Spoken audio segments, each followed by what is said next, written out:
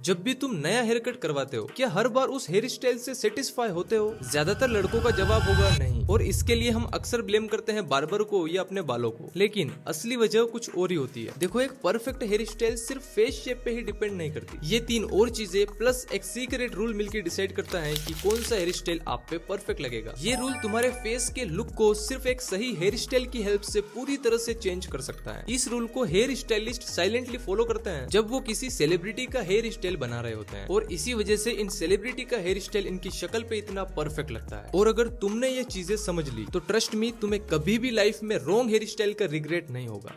चलो सबसे पहले फेस शेप का फंडा समझते हैं। देखो भाई, ये 7-8 फेस शेप वाला कॉन्सेप्ट मुझे तो कभी समझ नहीं आया और काफी कंफ्यूजिंग होता है। इसलिए मेरे हिसाब से मोटे मोटे 3 टाइप के फेस शेप होते हैं, लॉन्ग, वाइड और राउंड। राउंड कहो, ओवल कहो, सेम ही है, कोई ज्यादा फर्क नहीं है। और इन्हें आइडेंटिफाई करना भी बहुत आसान है। आपको सिर्फ 2 मेजरमेंट लेनी है। फर्स्ट, फेस लेंथ, मतलब आपके फोरहेड से चिन तक की हाइट। सेकंड, आपको मेजर करना है चीक बोन विड्थ, मतलब एक चीक बोन से दूसरे चीक बोन तक की हॉरिजॉन्टल विड्थ। अब इन दोनों मेजरमेंट्स को कंपेयर करो। अगर तुम्हारी फेस लेंथ ज्यादा है, यानी फेस थोड़ा लंबा दिखता है, तो तुम्हारा लॉन्ग फेस शेप है। अगर चीक बोन की विड्थ ज्यादा है तो फेस शेप वाइड है, यानी फेस ऐसे चौड़ा दिखता है। और अगर फेस लेंथ और विड्थ दोनों लगभग बराबर है तो आपका फेस राउंड या ओवल कैटेगरी में आता है। अब यहाँ तक तुम्हें अपने फेस शेप का एक रफ आइडिया हो गया, और एक अच्छी हेयर स्टाइल के लिए आपको अपने फेस शेप के बारे में बस इतना ही जानना है। अगले स्टेप में आपको समझना है अपना हेयर टाइप और अपनी हेयर डेंसिटी को, ताकि आप जो भी हेयर स्टाइल चूज करो वो आपके लिए स्ट्रगल ना बने, आप उसे इजीली सेट कर सको। देखो, हेयर टाइप समझना भी बहुत इजी है। अपने बालों को मिरर में देखो, अगर बाल एकदम सीधे, स्मूथ और फ्लैट है, बालों में वॉल्यूम बहुत कम है, तो आपका हेयर टाइप स्ट्रेट है। एंड अगर बाल एकदम सीधे भी नहीं है और एकदम कर्ली भी नहीं है, मतलब बीच के हैं, बालों में थोड़ा सा ऐसे कर्व होता है, अगर बालों में वॉल्यूम भी ठीक ठाक रहती है, तो आपका हेयर टाइप वेवी है। एंड अगर बाल एकदम घुंघराले हैं तो आपका हेयर टाइप कर्ली है। एक और तरीका है, शैम्पू करने के बाद बाल सूखने दो। अगर बाल सीधे गिर रहे हैं तो स्ट्रेट हैं, हल्की सी वॉल्यूम के साथ बाल ऐसे मुड़ रहे हैं तो बाल वेवी हैं, और कर्ली तो अलग ही दिख जाते हैं। अब बालों की डेंसिटी की बात करें। हेयर डेंसिटी का मतलब है तुम्हारे स्कैल्प में बालों की थिकनेस और कवरेज कितनी है, मतलब बाल कितने ज्यादा हैं।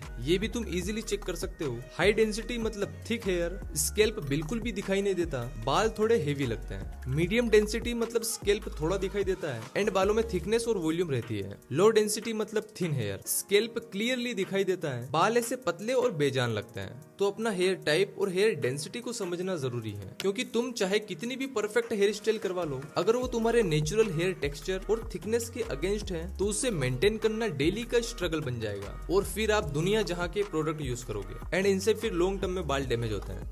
अब जब तुम्हें अपने फेस शेप, हेयर टाइप और हेयर डेंसिटी का आइडिया हो गया, तो अब बात करते हैं कि आपको कौन से हेयर स्टाइल रखने चाहिए और कौन से अवॉइड करना चाहिए। बहुत ही सिंपल तरीके से समझाता हूँ। अगर तुम्हारा फेस लंबा है तो तुम्हारा कोई भी हेयर टाइप हो, टॉप पे ज्यादा वॉल्यूम मत रखो, क्योंकि फेस ऑलरेडी लंबा है और टॉप पे वॉल्यूम रखने से फेस और भी ज्यादा लंबा दिखेगा। इसलिए टॉप पे लिमिटेड वॉल्यूम रखो और साइड्स में थोड़ी लेंथ छोड़ो, ताकि प्रोपोर्शन बैलेंस लगे। एंड ये रहे लॉन्ग फेस के लिए कुछ बेस्ट ट्रेंडी हेयर स्टाइल। अगर आपका फेस राउंड या ओवल है तो तुम्हें टॉप पे थोड़ी हाइट क्रिएट करनी चाहिए, ताकि फेस थोड़ा सा लंबा दिखे। साइड्स को बिल्कुल क्लीन मत करवाना, वरना फेस और भी ज्यादा गोल लगेगा। इसलिए टेपर फेड में साइड्स मेंटेन रखो, जिसमें लेंथ ग्रेजुअली कम हो। इस कॉम्बिनेशन से फेस शेप बैलेंस्ड और शार्प लगता है। अगर बियर्ड आती है तो आप बियर्ड भी रख सकते हो, इससे फेस और भी ज्यादा अट्रैक्टिव लगेगा। एंड ये रहे राउंड फेस शेप के लिए कुछ बेस्ट ट्रेंडी हेयर स्टाइल्स। अगर तुम्हारा फेस वाइड है तो इसमें भी टॉप पे वॉल्यूम रखना सही होता है, क्योंकि फेस साइड से ज्यादा चौड़ा है। इसलिए इसमें भी साइड्स बिल्कुल क्लीन मत करो, क्योंकि अगर तुमने साइड 0 या स्किनी फेड करवा लिए तो फेस और भी ज्यादा चौड़ा लगेगा। इसलिए लो फेड, मिड फेड या टेपर फेड के साथ टॉप पे वॉल्यूम रखना बेस्ट होता है। एंड ये रहे वाइड फेस शेप के लिए कुछ बेस्ट ट्रेंडी हेयर स्टाइल्स।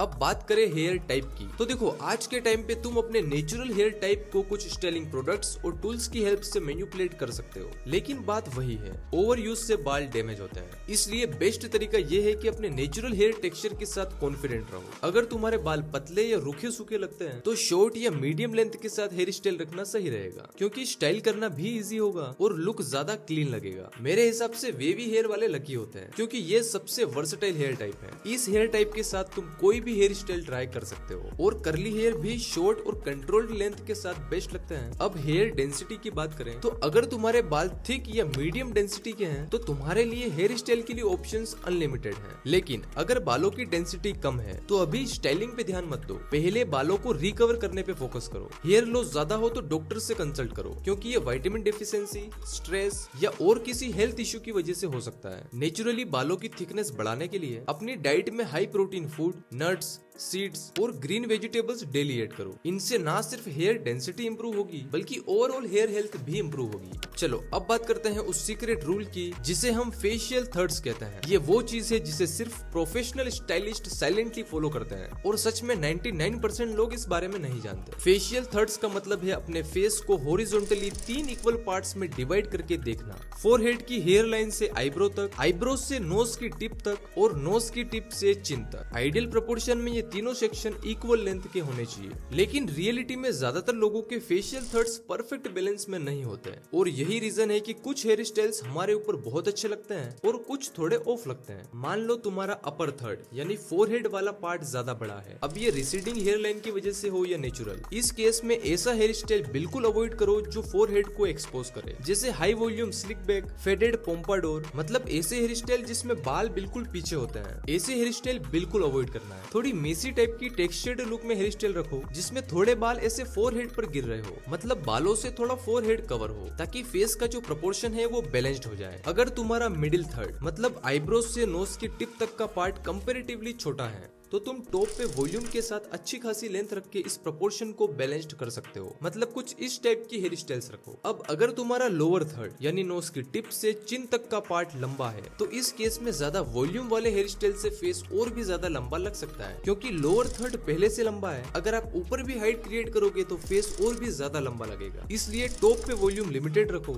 और साइड्स में थोड़ी लेंथ रखो। इस रूल का मैजिक ये है कि तुम अपने हेयर स्टाइल से अपने फेस के प्रोपोर्शन को विजुअली करेक्ट कर सकते हो। प्रोफेशनल स्टाइलिस्ट इसी वजह से सेलिब्रिटी का हेयर कट उनके फेशियल थर्ड के अकॉर्डिंग प्लान करते हैं, इसलिए उनका हेयर स्टाइल उन पे इतना परफेक्टली सूट करता है। अगर 100 कमेंट्स आए तो मैं इस फेशियल थर्ड्स वाले रूल पर एक डिटेल्ड वीडियो बना दूंगा।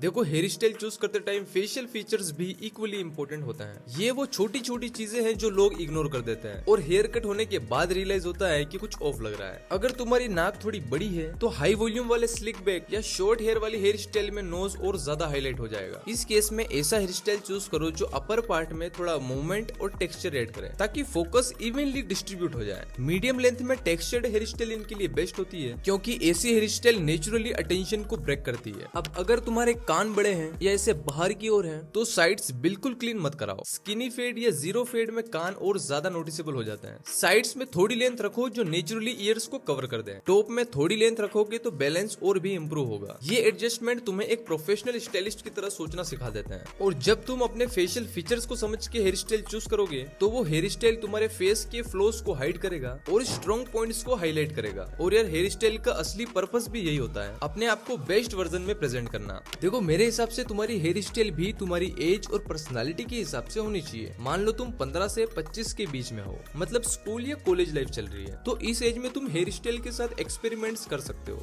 थोड़ा बोल्ड स्टाइल, थोड़ा ट्रेंडी लुक ट्राई कर सकते हो, क्योंकि इस उम्र में तुम्हारे लिए हेयर स्टाइल का मतलब होता है थोड़ा स्टैंड आउट करना, थोड़ा अपनी पर्सनालिटी को लाउड दिखाना। लेकिन अगर तुम 25 प्लस हो गए हो, जो भी प्रोफेशनल लाइफ में हो, तो तुम्हें थोड़ा पॉलिश्ड और मैच्योर लुक रखना चाहिए। यहाँ clean side part, slick back, crew cut या सिंपल टेक्सचर क्रॉप ज्यादा क्लासी लगता है। तो भाई, अब तुम्हें समझ आ गया होगा कि एक परफेक्ट हेयर स्टाइल चूज करना सिर्फ एक फोटो लेके बार्बर के पास जाने तक का गेम नहीं है। ये एक प्रॉपर साइंस है जिसमें face shape, hair type, facial third, facial features, age और पर्सनालिटी सभी का इक्वल रोल है। तो अगर तुम्हें ये वीडियो हेल्पफुल लगा हो तो लाइक जरूर करना और अपने दोस्तों के साथ भी शेयर करना, ताकि वो भी रॉन्ग हेयर कट का रिग्रेट ना करे। और हाँ, कमेंट्स में बताओ कि तुम्हारा फेस शेप क्या है। अगर तुम चाहते हो कि मैं हेयर केयर पर भी एक कंप्लीट वीडियो बनाऊं तो कमेंट्स में लिखो हेयर केयर। अगर रिस्पॉन्स अच्छा आया तो वो वीडियो भी मैं जल्दी बना दूंगा। बाकी अगर मेरी वीडियो पहली बार देख रहे हो तो सब्सक्राइब जरूर करना। मिलता हूँ अगली वीडियो में, तब तक के लिए आप ये वीडियो देखो।